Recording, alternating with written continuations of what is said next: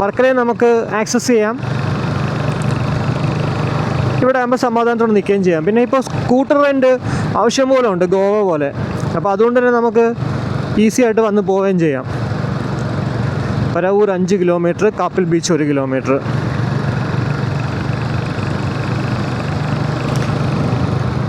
ഇവിടുത്തെ ഈ ഒരു അമ്പലവും നല്ല ഫേമസ് ആയിട്ടുള്ളൊരു അമ്പലമാണ്.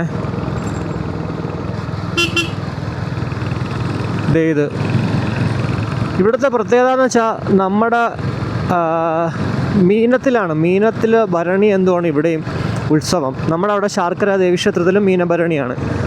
അപ്പോൾ ആ സമയത്താണ് ഇവിടെയും.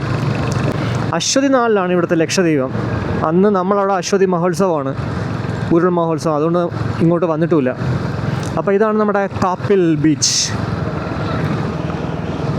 നല്ലൊരു ബീച്ചാണ്. പണ്ടൊക്കെ സൈക്കിൾ ഓട്ടുന്ന സമയത്ത് സ്ഥിരമായിട്ട് വരുന്നൊരു ഡെസ്റ്റിനേഷനായിരുന്നു.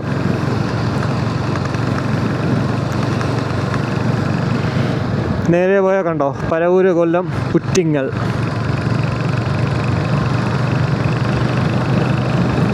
നമ്മൾ തിരിച്ചെന്തായാലും വരുമ്പോഴത്തേക്ക് ഇവിടെ അത്യാവശ്യം നല്ല ക്രൗഡായിരിക്കും.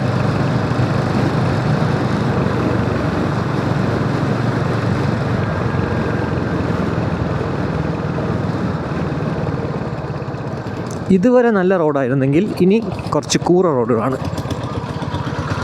എനിക്ക് തോന്നുന്നു കൊല്ലം സ്റ്റാർട്ട് ചെയ്തിട്ടുണ്ട്. വർക്കലത്ത് എന്തൊക്കെ പറഞ്ഞാലും റോഡ് ഒരു രക്ഷയില്ല. എല്ലായിടത്തും അവർ ഓൾമോസ്റ്റ് എല്ലായിടത്തും പണി ചെയ്തിട്ടുണ്ട് നല്ല രീതിക്ക്.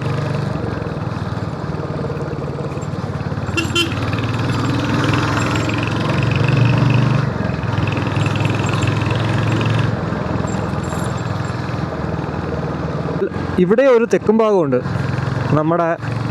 എൻ്റെ സ്ഥലം തെക്കും ഭാഗമാണ്, കടയ്ക്കാവൂർ തെക്കും ഭാഗമെങ്കിൽ ഇത് പരവൂർ തെക്കും ഭാഗം.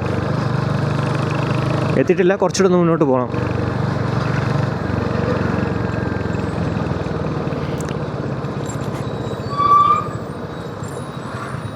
ഇതാണ് ഞാൻ പറഞ്ഞ പരവൂർ തെക്കും ഭാഗം. ഇവിടെ നിന്ന് നമ്മൾ ലെഫ്റ്റ് എടുക്കുന്നു. നേരെ പോയാൽ പരവൂർ. ലെഫ്റ്റ് പോയി കഴിഞ്ഞാൽ പരവൂർ ടൗണിൽ കയറാണ്ട് നമുക്ക് പൊഴിക്കരയിലോട്ട് പോവാം.